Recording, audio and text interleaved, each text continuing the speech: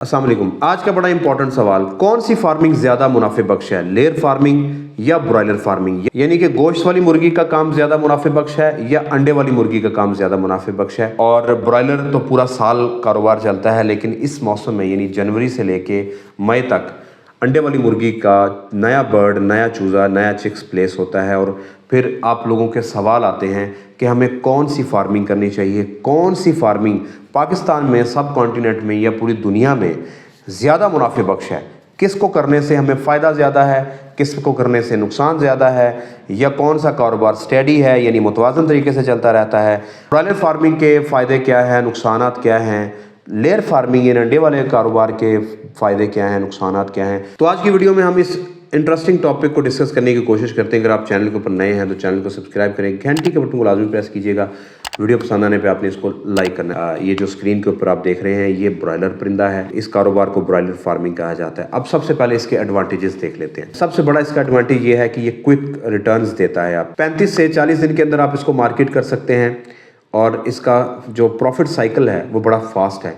यानी कि आप साल के अंदर 5 से 6 फ्लॉक इस्तेमाल डाल। पाकिस्तान के अंदर, पूरी दुनिया के अंदर गोश्त की रिक्वायरमेंट, उसकी ज़रूरत बढ़ती जा रही है और उसमें सबसे सस्ता ब्रॉयलर का चिकन ही समझा जाता है। आजकल जितने भी डॉक्टर्स हैं वो भी वाइट मीट यानी चिकन खाने का मशवरा देते हैं और इजी टू एक्सेस है, इजी टू कुक है और आसानी से आपको मुयसर हो जाता है मार्केट में और प्रोटीन रिक्वायरमेंट पूरी हो जाती है, तो इसकी डिमांड बढ़ रही है। तीसरी है कि स्मॉल स्पेस रिक्वायरमेंट, हमें इसके लिए बड़ी थोड़ी जगह चाहिए होती है। 0.7 से 0.8 स्क्वायर फीट जगह हम इसको देते हैं। आप इसको घर की छत पे शुरू कर सकते हैं, आप इसको छोटा सा फार्म बना के शुरू कर सकते हैं। अगर आपके पास 200 फीट लंबा और 50 फीट चौड़ा शेड है यानी 10,000 स्क्वायर फीट का शेड है, तो उसमें हम 13 से 14 हज़ार ब्रॉयलर प्लेस कर सकते हैं। और इसके मुकाबले में अगर हम लेयर की बात करें तो वो सिर्फ 7 से 8 हज़ार मुर्गी प्लेस होगी। तो इसके लिए जगह हमें थोड़ी चाहिए होती है क्योंकि हमने इसको 35-40 दिन में सेल कर देना होता है। अब ये इसमें फीड कन्वर्जन रेशो बहुत अच्छी है, यानी कम फीड खा के ये वज़न ज़्यादा दे रहा होता है। 35 दिन के ऊपर ये 2 किलो का हो जाता है, 40 दिन पे 2.25 किलो का हो जाता है।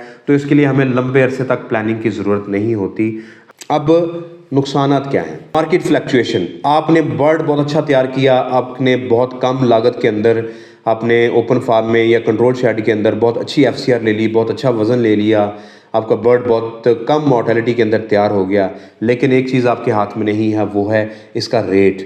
पाकिस्तान में भी, पूरी दुनिया में इसका रेट इतना तेज़ी से फ्लक्चुएट करता है कि आज अगर आपको 10 रुपये पर केजी बच रहे हैं तो हो सकता है जब तक आपका बर्ड तैयार होना है तब तक आपको 10 रुपये पर बर्ड पर केजी नुकसान हो जाए। ये बहुत फास्ट ग्रोइंग है क्योंकि मोटरवेज़ के ऊपर अगर तेज़ी से कोई गाड़ी जा रही है तो उसके लगने के और उसमें नुकसान के चांसेस ज़्यादा होते हैं। तो ये फास्ट ग्रोइंग है तो उसमें हाई डिजीज़ प्रेशर होता है, हाई मॉर्टेलिटी रेट होता है। आईबी का, न्यू कैसल डिजीज़ यानी रानी खेत का, माइकोप्लाज्मा का, इकोलाई का बहुत ख़तरा रहता है, साल्मोनेला का बहुत ख़तरा रहता है और इसमें आपका पूरे का पूरा फ्लॉक भी मुकम्मल तौर पे मर सकता है या नुकसान में जा सकता है। फीड की कॉस्ट बहुत ज़्यादा है, लेयर के मुकाबले में इसकी फ़ीड एक्सपेंसिव है और 1000 से 1500 पर बैग का फ़र्क है। और फीड कन्वर्जन रेशो तो बेहतर है लेकिन फ़ीड 45 से 50 दिन में लगती भी लेयर फीड से ज़्यादा। इसमें हीट और कोल्ड का स्ट्रेस बहुत ज़्यादा आता है, यानी कि आप इसको, ये इतनी नरम व नाजुक ब्रीड है, इसे आप कंट्रोल फार्म के अंदर अगर आप तैयार करें तो ये बहुत अच्छा वज़न आपको दे के जाएगी। उसमें भी आपको गर्मी सर्दी का बहुत अच्छे से ख्याल रखना पड़ता है। गर्मियों के लिए आपको वेंटिलेशन सिस्टम देना पड़ता है, सर्दियों के लिए ब्रूडर लगाना पड़ता है। और अब हम आते हैं लेयर यानी एग प्रोडक्शन, अंडे वाली मुर्गी का काम। इसमें बेनिफिट सबसे बड़ा ये है कि ये स्टेबल फार्मिंग है। इसमें रेट कांस्टेंट होता है, डेली अंडा आ रहा है, डेली आपके पास कैश आ रहा होता है, कैश फ्लो आपका बेहतर होता है।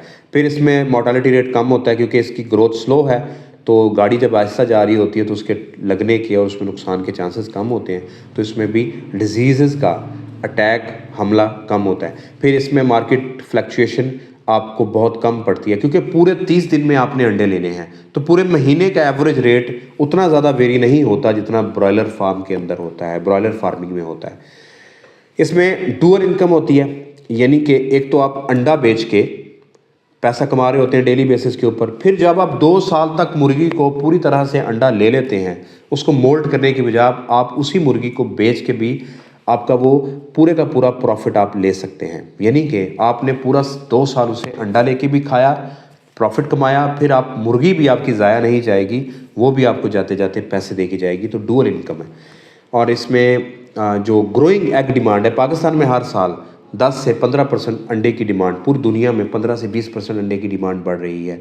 तो इस वजह से ये बिज़नेस ब्रॉयलर के मुकाबले में ज़्यादा तेज़ी से ग्रो हो रहा है। नुकसानात क्या हैं? इसकी ब्रॉयलर से ज़्यादा इन्वेस्टमेंट है। इसमें एक परिंदे के ऊपर आने वाली कास्ट है अंडे तक 1400 रुपये से 1500 रुपये तक चली जाती है, जो कि ब्रॉयलर में एक साइकिल के अंदर यानी एक फ्लॉक में जो कास्ट होती है वो एक बर्ड के ऊपर लगने वाली वो 700 रुपये तक होती है, यानी कि डबल कॉस्ट हो जाती है इसकी। फिर ये लॉन्गर पीरियड, ये एक लॉन्गर पे बैक पीरियड है इसका, यानी कि आपने आज अगर अंडे की मुर्गी प्लेस की है तो ये आपको 5 महीने के बाद जाके अंडा देगी, फिर आपके पास पैसे आना शुरू होंगे। ब्रॉयलर आपको 45 से 50 दिन में रिटर्न ऑन इन्वेस्टमेंट दे देता है। अब इसमें 18 महीने तक आपने फीड खिलानी है तो फीड कॉस्ट बहुत ज़्यादा हो जाती है ब्रॉयलर के मुकाबले में। ब्रॉयलर फार्मिंग के अंदर हमें इस चीज़ का ख्याल रखना पड़ता है कि उसका वज़न बेहतर आए, और हमें मार्केट तंग करती है। अंडे में मार्केट इतनी ज़्यादा तंग नहीं करती, लेकिन एग क्वालिटी तंग करती है। अगर आपका सारे का सारा कारोबार का दारोमदार ही अंडे की प्रोडक्शन और उसके साइज़ और उसकी क्वालिटी के ऊपर है, अगर उसका क्वालिटी बेहतर नहीं है, उसका साइज़ ठीक नहीं है और पैदावार में कमी हो गई अंडे की, तो आप लॉस में जा सकते हैं। अब आप स्क्रीन के ऊपर इसका मोटा मोटा फ़र्क देखें। प्रॉफिटेबिलिटी ब्रॉयलर में ज़्यादा है लेकिन अनस्टेबल है, और लेयर में जो है वो स्टेबल है लेकिन लॉन्ग टर्म है। इन्वेस्टमेंट ब्रॉयलर फार्मिंग में कम चाहिए होती है, लेयर में ज़्यादा चाहिए होती है। मार्केट डिमांड फ्लक्चुएट करती है, सीजनल वेरी करती है, इसलिए उसके रेट भी वेरी करते हैं ब्रॉयलर के, जबकि अंडे की हर रोज़ ही डिमांड होती है, कंसिस्टेंट है, डेली अंडा चाहिए होता है। रिस्क जो है हायर है ब्रॉयलर फार्मिंग के अंदर, और लेयर फार्मिंग में लोअर रिस्क है। और फीड रिक्वायरमेंट हाई है ब्रॉयलर फार्मिंग में, और लेयर फार्मिंग में बहुत ज़्यादा फीडिंग देनी पड़ती है हमें। स्पेस रिक्वायरमेंट ब्रॉयलर फार्मिंग में मैंने आपको बताया कि 10,000 स्क्वायर फीट के अंदर आपको 13-14 हज़ार बर्ड प्लेस करना होता है, और लेयर फार्मिंग में आप सिर्फ 7-8 हज़ार प्लेस कर सकते हैं। ब्रेक इवन टाइम यानी जहाँ पे आपको प्रॉफिट या लॉस डिसाइड होता है वो ब्रॉयलर फार्मिंग में 35-40 दिन है, और लेयर फार्मिंग में 4 से 5 महीने हैं। ओवरऑल स्टेबिलिटी को देखें तो अनस्टेबल प्रॉफिट है ब्रॉयलर फार्मिंग के अंदर, और क्विक कैश फ्लो है, जबकि उसमें स्टेबल इनकम है और लॉन्ग टर्म गेन है। अब आपकी अगर इन्वेस्टमेंट की बात करें, अगर हम इन्वेस्टमेंट की बात करें तो ब्रॉयलर के ऊपर लगने वाली जो इन्वेस्टमेंट है वो 700 रुपये कास्ट आ रही होती है, 700-750 रुपये पर बर्ड। यही कॉस्ट लेयर में अगर करें तो हमें 1400 से 1500 रुपये पर बर्ड कॉस्ट आ रही होती है। फिर प्रॉफिटेबिलिटी के लिए हमें 6 फ्लॉक मिलते हैं ब्रॉयलर फार्मिंग में, जबकि लेयर में हमें पूरे 2 साल तक वेट करना पड़ता है ओवरऑल प्रॉफिट देखने के लिए। और रिटर्न ऑफ इन्वेस्टमेंट बिल्कुल ब्रॉयलर के अंदर बहुत फास्ट है, और लेकिन अनस्टेबल है। लेयर में स्लो है लेकिन स्टेबल है। अब पाकिस्तान के लिहाज से आपको कौन सा प्रॉफिटेबल कारोबार लगता है? मेरा आपका मशवरा यह है कि अगर आप छोटे पैमाने पे कम इन्वेस्टमेंट के साथ काम करना चाहते हैं तो फिर आप ब्रॉयलर फार्मिंग को करें। सिर्फ 500 परिंदे से आप शुरू कर सकते हैं, घर की छत पे छोटा सा शेड बना के आप कर सकते हैं। और अगर आप ज़्यादा आपके पास इन्वेस्टमेंट है, आप 5-6 महीने इन्वेस्टमेंट करके प्रॉफिट के लिए वेट कर सकते हैं, रेवेन्यू के लिए वेट कर सकते हैं, तो फिर आप लेयर फार्मिंग की तरफ जाएंगे। दोस्तों, ये वीडियो आपको कैसी लगी? उम्मीद है कि आपको कंसेप्ट क्लियर हो गया होगा कि ब्रॉयलर फार्मिंग ज़्यादा प्रॉफिटेबल है या लेयर फार्मिंग है। दोनों प्रॉफिटेबल हैं अपनी अपनी टर्म्स के अंदर। वीडियो पसंद आई तो उसको लाइक कीजिएगा। अगर आपने अभी तक चैनल को सब्सक्राइब नहीं किया तो सब्सक्राइब करें, घंटे की बटन को लाजमी प्रेस कीजिएगा। कंसल्टेशन लेना चाहते हैं, मेरा नंबर दिया जा रहा है, सुबह 11 बजे से 5 बजे तक इसके ऊपर कॉल करेंगे। व्हाट्सएप मैसेज रीड नहीं होगा। इस तरह हज़ारों व्हाट्सएप मैसेज हैं, उसमें से मैसेज रीड नहीं होता।